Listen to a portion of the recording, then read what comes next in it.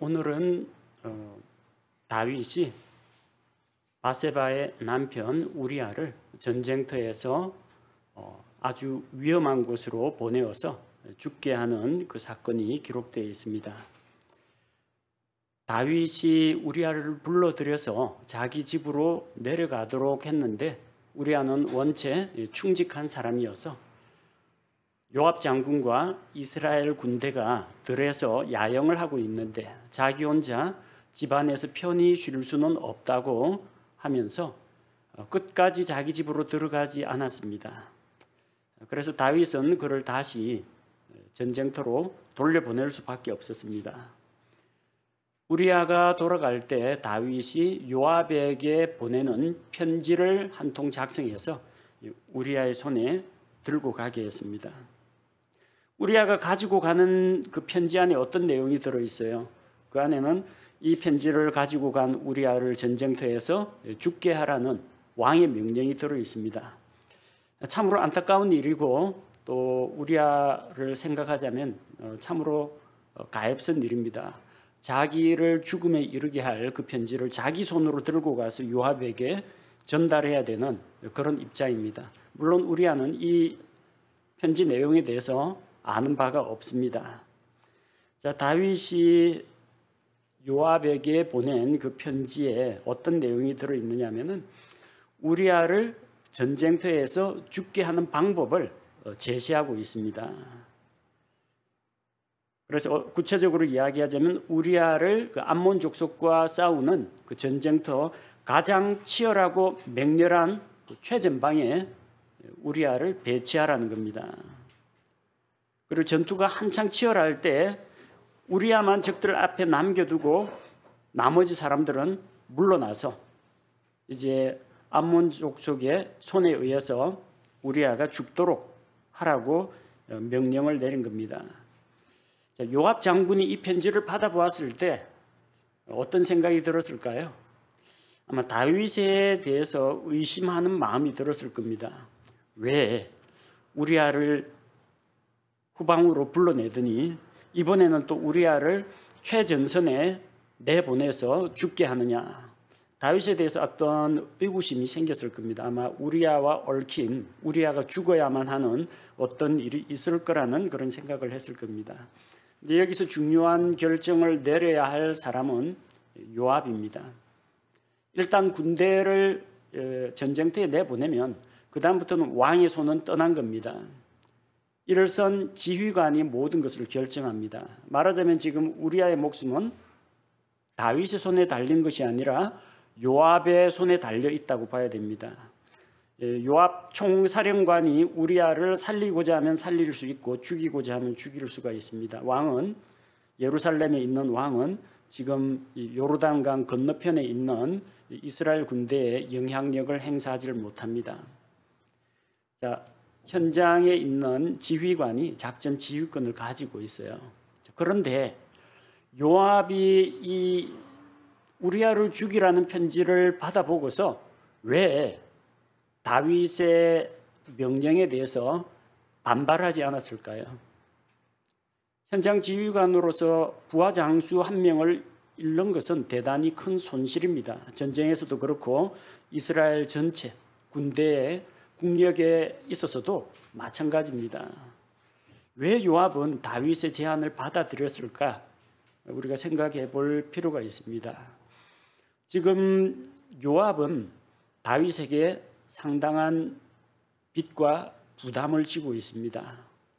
왜냐하면 다윗의 허락도 없이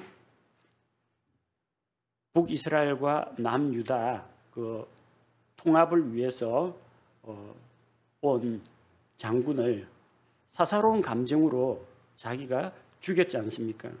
이 다윗의 눈밖에 지금 나 있는 그런 상태입니다. 자기보다 의로운 사람을 요압이 그렇게 죽인 것 때문에 다윗에게 미움을 받는데 이제 한 가지 이제 거리가 생겼습니다. 다윗의 명령을 이행하면은 다윗 역시 요압에게 빚을 지게 되고 요압은 다윗의 약점 하나를 쥘 수 있는 기회가 온다는 겁니다.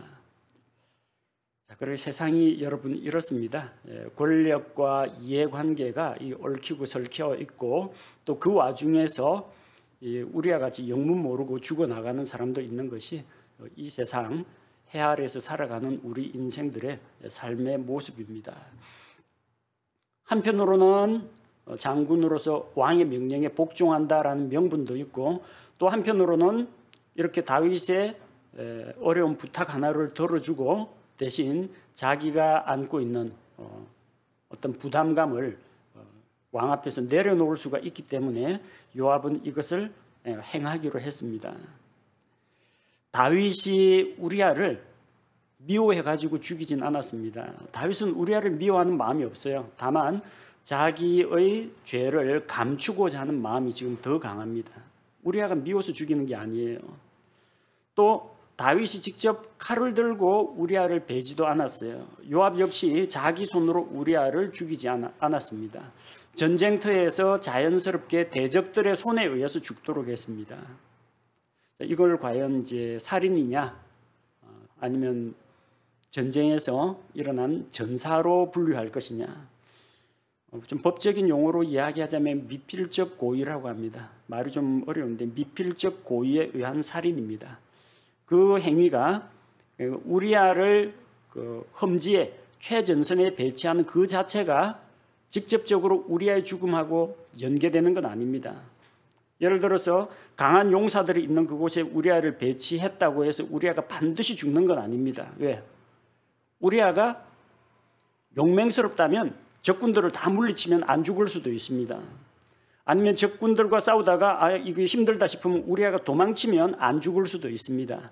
즉 우리아를 험지에 보낸 그 자체가 살인은 아니라는 겁니다. 그 자체가 죽음에 이르게 하는 건 아닙니다. 다만 죽을 가능성이 대단히 높은 그런 환경에 그를 배치해가지고 죽게 될 가능성이 있다라는 것을 인지하고 있는 상태입니다. 그 상태에서 그가 죽어도 상관없다라는 식으로 그런 의도를 가지고 그 원인을 제공하는 것을 미필적 고의라고 합니다. 직접 죽인 건 아니지만 죽을 가능성이 있는 그런 환경을 조성해가지고 그로 하여금 죽게 하고자 하는 그가 죽음에 이를 것이라는 그런 사실을 인지하고 그런 환경을 만든 그 자체가 살인이라는 겁니다. 이전에 신문 기사에도 난 게 있는데 고시원에 여러 사람들이 같이 생활하잖아요. 냉장고는 하나입니다. 근데 자기가 이제 요구르트를 갖다 놨는데 계속 누가 요구르트를 훔쳐 먹더라는 겁니다. 범인을 잡을 수는 없고 요구르트 하나에다가 독극물을 이제 농약을 탔어요. 농약 들었으니까 이 요구르트는 먹지 마시오. 경고문 같은 거 붙여 놓지도 않고 이 도둑놈 한번 죽어봐라. 근데 자기 손으로 그 사람한테 요구르트를 떠먹인 건 아닙니다.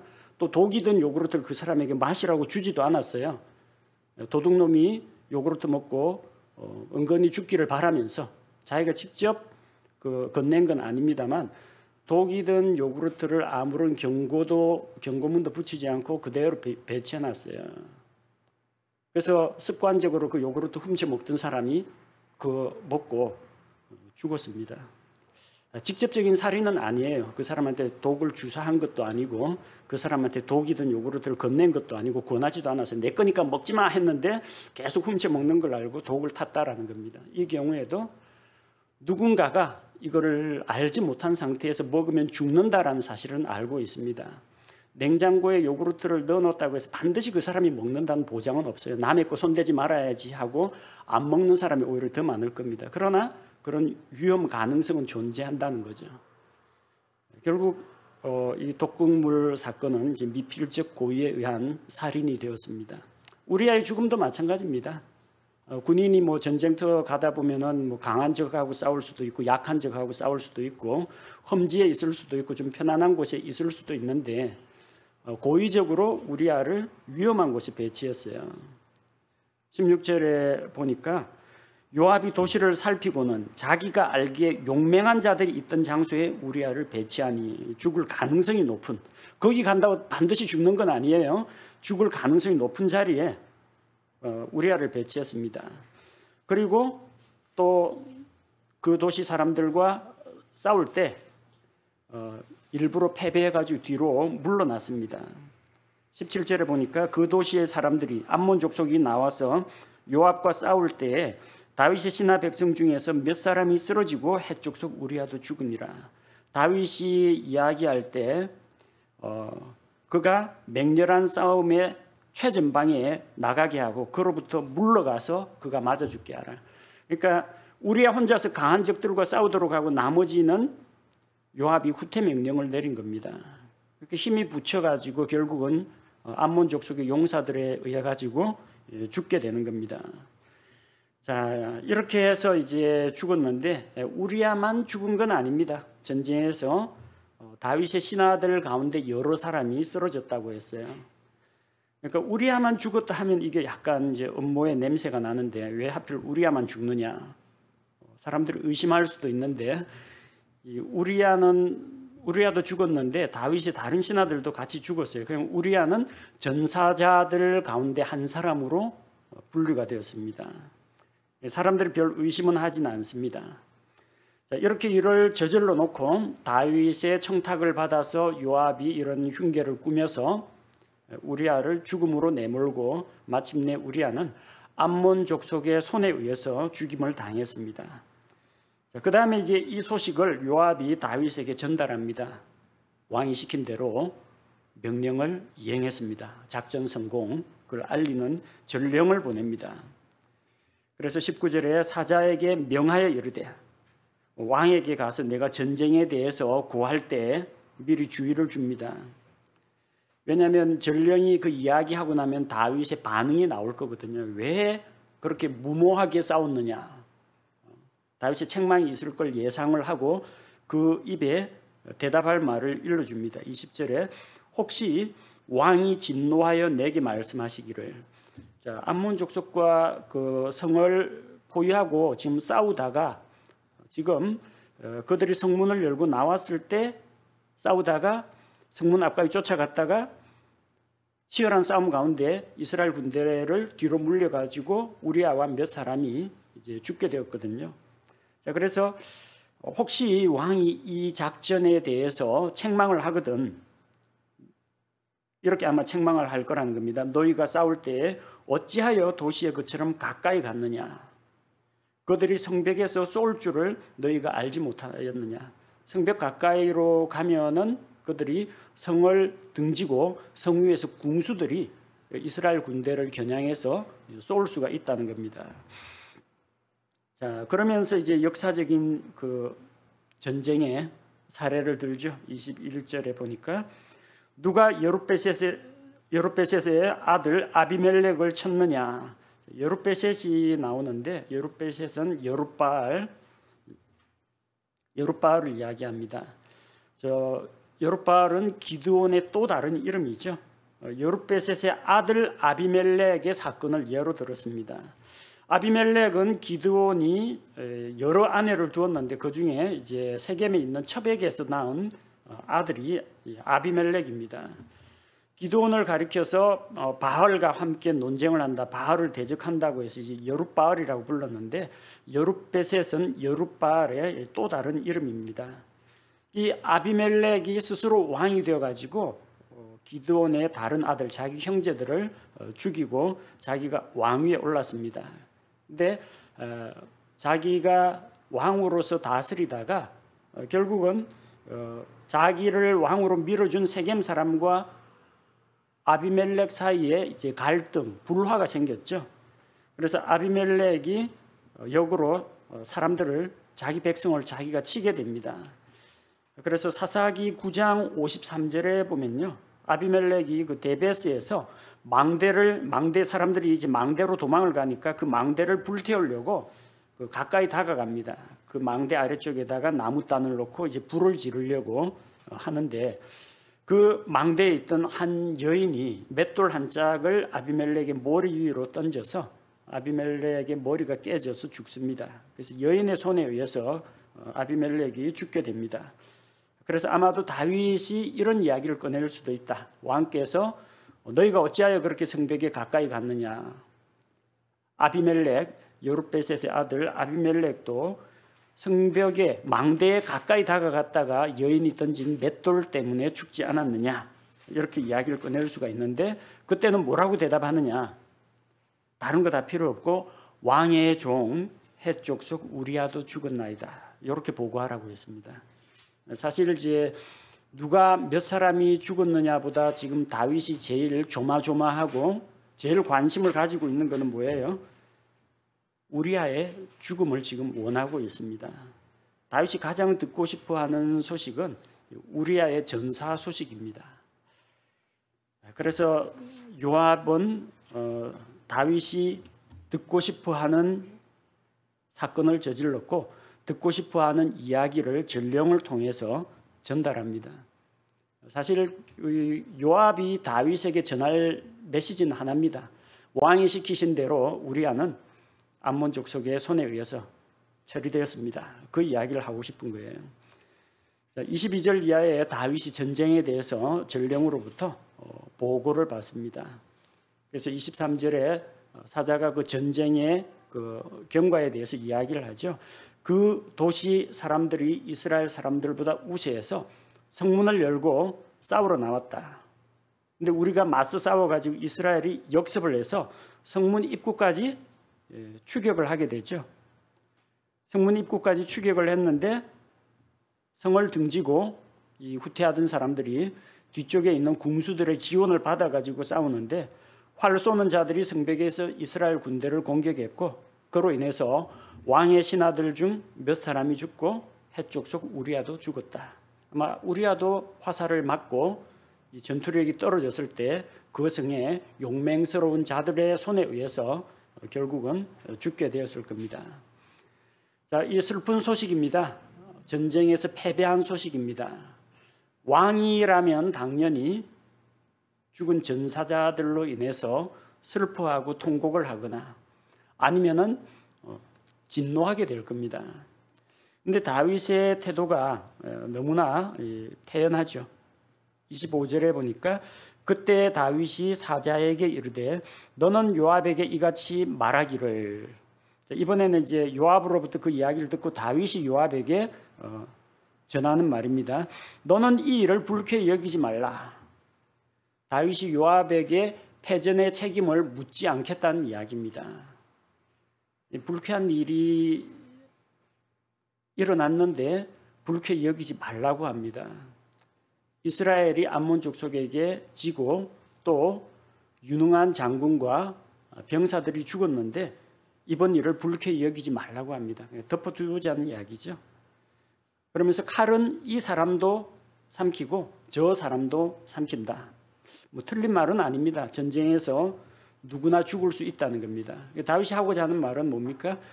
칼은 이 사람이나 저 사람이나 삼킨다. 뭐 우리아도 삼킬 수 있다. 우리아도 죽을 수가 있다. 그 이야기입니다. 그리고 너희는 더욱 힘써 싸워서 그 도시를 정복하라 하면서 요압의 용기를 북돋아 주게 합니다. 아무런 내막을 모르는 전령 입장에서는 왕이 마음이 너그러워서 요압 장군에게 책임을 묻지 않고 더 열심히 싸워서 그 성을 정복하라는 메시지인가 보다. 그렇게 전령은 듣고 그대로 또 요압에게 전달하게 됩니다. 자, 다윗은 자기가 고민하던 문제거리를 이제 한 가지 해결을 했습니다. 바세바와의 그 사건 때문에 어떻게 해서든지 이 문제를 해결하려고 했는데 우리아가 자기 집으로 내려가서 자기 아내와 눕질 않으니까 우리아를 죽이는 방법을 선택했던 겁니다.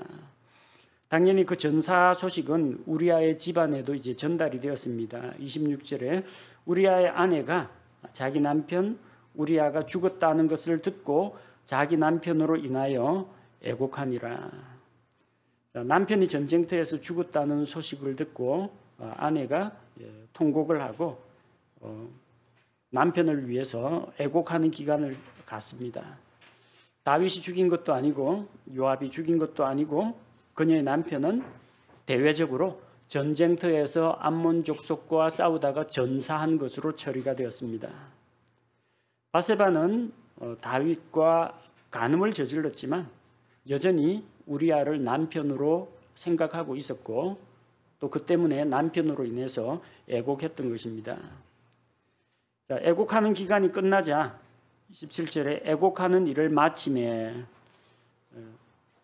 밧세바가 우리아의 아내 밧세바가 자기 남편 우리아를 위해서 애곡하는 기간이 끝나니까 다윗이 사람을 보내어서 그녀를 자기 집으로 데려옵니다. 다윗은 남편을 잃고 홀로 된 과부 밧세바를 버리지 않고 자기 아내로 맞이합니다. 이렇게 한 이유는 밧세바가 지금 아이를 가지고 있기 때문입니다. 또 그 아이는 다윗 자신의 아이이기 때문입니다. 버려둘 수가 없죠. 밧세바는 다윗의 아내가 되어서 그에게 아들을 낳습니다. 사람들은 자세한 내막을 알지 못합니다. 하지만 이 밧세바는 남편이 전쟁터에서 죽고 과부가 된 이후에 재혼을 했습니다. 재혼을 한 그 자체는 문제가 없습니다. 남편이 죽었기 때문에 결혼의 유효기간은 배우자가 죽을 때까지입니다. 둘 중 하나가 죽을 때까지 유효합니다. 근데 남편이 죽었기 때문에 밧세바가 다른 사람에게 시집을 가거나 재혼을 하는 것은 문제는 되지 않습니다. 대외적으로는 밧세바가 다윗과 과부가 된 이후 다윗과 재혼을 하고 그 이후에 약 8, 9개월 지나가지고 아이를 낳았을 테니까 아마 별 의심을 하지는 않았을 겁니다. 그래서 다윗이 생각하는 바대로 우리아의 죽음 그리고 밧세바와의 재혼으로 인해서 이번 사건은 덮어지는 것처럼 생각되었습니다. 그러나 한 가지 이제 우리는 성경에서 27절 마지막 부분에 주목해야 합니다.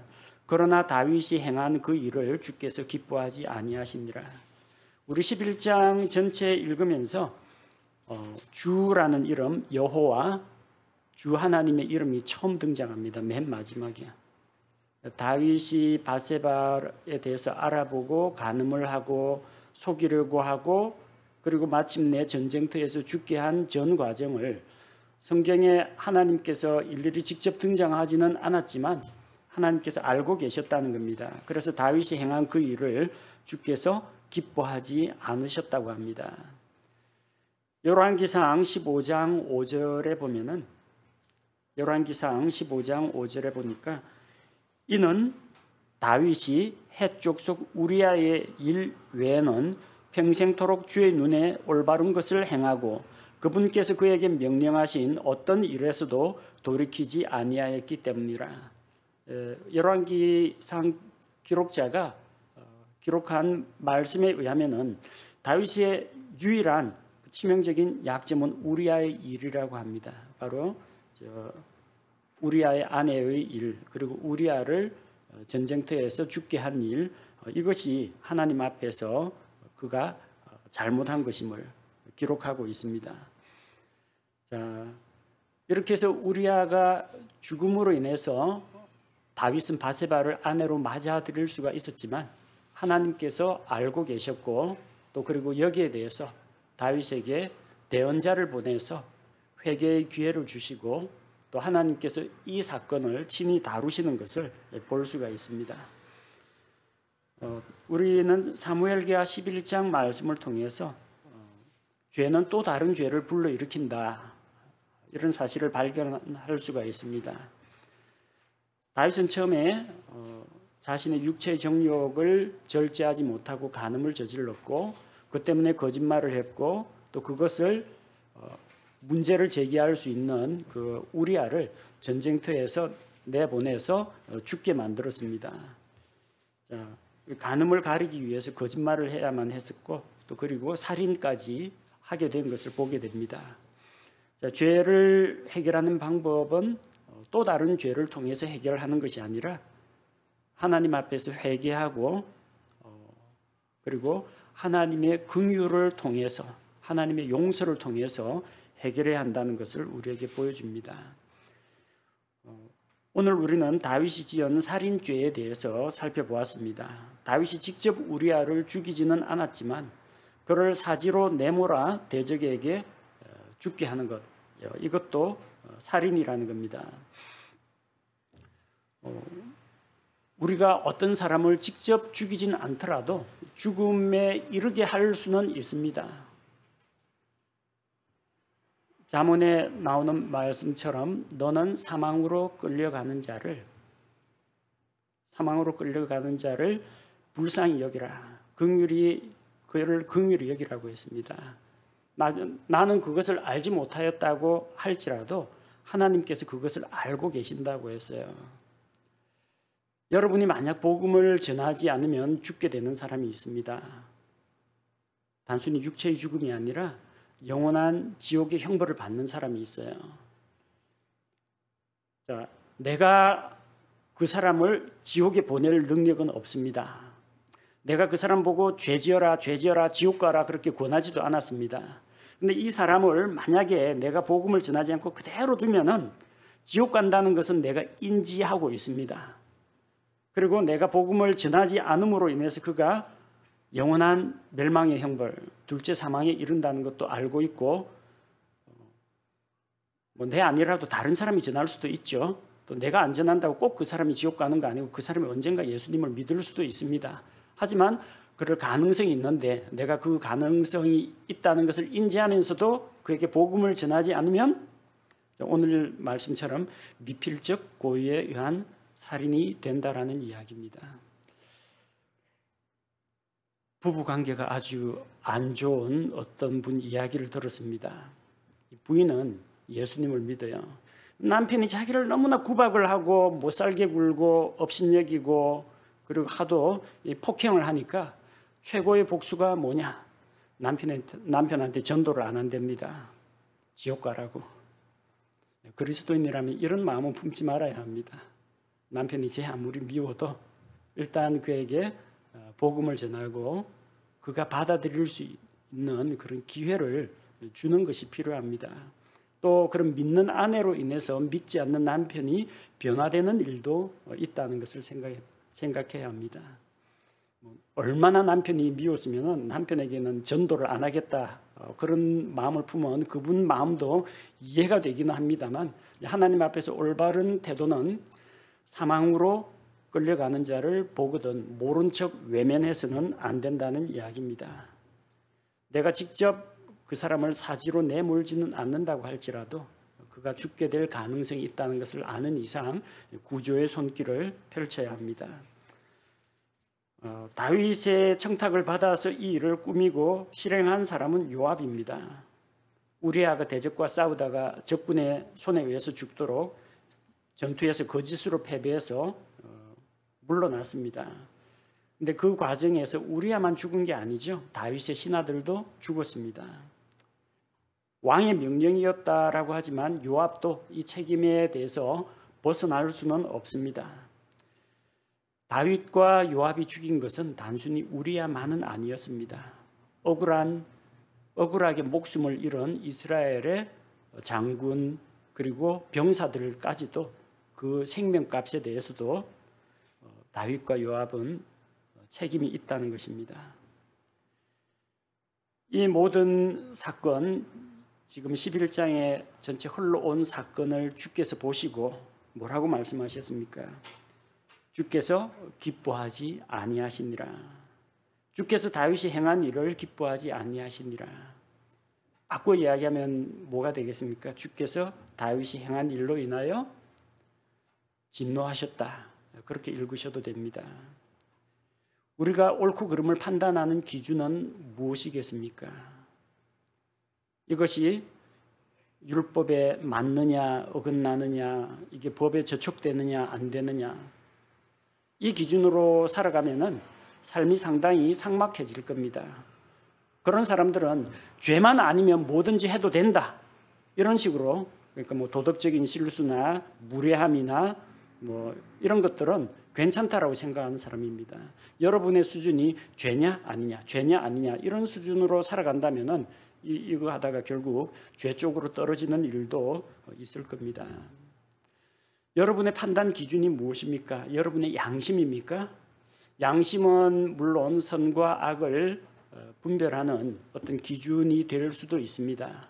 그러나 죄로 인해서 오염되고 타락한 우리 양심은 어떤 때는 우리 편을 듭니다. 이 정도는 괜찮아. 양심이 내 편을 들 수도 있다는 겁니다. 양심을 뜨거운 인두로 지진 자들, 양심에 화인 맞은 자들, 양심에 철판 깐 자들은 그 양심이 선과 악을 분별하는 절대 기준이 될 수가 없습니다. 우리의 기준은 뭐가 돼야겠습니까? 이것이 죄냐 아니냐, 양심에 어긋나느냐 어긋나지 않느냐, 주변 사람들이 뭐라고 평가하느냐, 이게 기준이 아니라 주께서 기뻐하시느냐, 주께서 기뻐하지 않으시느냐, 우리가 하는 말과 행동이 하나님께 영광이 되느냐 하나님의 영광을 가리느냐, 이것이 사람들의 앞에서 덕을 세우느냐 덕을 세우지 못하는 일이냐, 이런 관점에서 우리가 생각하면은 걸려 넘어질 일이 없으리라고 생각합니다. 우리 함께 기도하겠습니다. 하나님 아버지, 오늘 사무엘기하 11장 말씀을 통해서 다윗과 요압이 저지른 살인에 대해서 살펴보았습니다. 한 죄가 또 다른 죄를 불러일으키는 것을 보게 되고, 또 권력을 가진 다윗과 또 이스라엘의 군사권을 가지고 있는 요압의 이해관계가 맞아떨어져서 그 가운데에서 우리아가 적군의 손에 의해서 죽임당하는 것을 보게 되었습니다. 비록 다윗과 요압이 우리아를 직접 죽이지는 않았다고 할지라도 그를 사망에 이르게 하고 죽음의 위기로 내몬 것이 분명하기 때문에 또 분명히 하나님께서 기뻐하지 않으시는 것을 보게 되었습니다. 우리 삶 가운데에서 항상 판단 기준이 주님을 기쁘시게 하는 삶이냐, 주님을 슬프게 하고 노엽게 하는 삶이냐, 이 기준으로 살아가게 하옵소서. 하나님께 영광을 돌리느냐 하나님의 영광을 가리느냐, 이 기준을 우리에게 적용하게 하옵소서. 비록 직접 살인을 하진 않는다고 할지라도 어떤 사람이 사망에 이르게 된다는 것을 알면서도, 그렇게 될 가능성이 있다는 것을 알면서도 적극적으로 구조하지 않을 경우에 또 미필적 고의에 의한 살인과 같은 죄를 지을 수 있다는 것을 기억하게 하옵소서. 사망으로 끌려가는 자를 건져주며 살육을 당하게 된 자들을 구원하는 일에 우리의 관심을 쏟게 하옵소서. 죄 가운데 살다가 복음을 알지 못하여 하나님의 은혜와 사랑, 구원의 길을 알지 못하여 사망에 이르는 자를 보게 된다면 반드시 우리 입술을 열어서 생명의 복음의 말씀을 전하게 하옵소서. 그래야 한 사람이라도 지옥 형벌에서 건져내고 구원에 이르게 하여 주옵소서. 예수님의 이름으로 기도합니다. 아멘.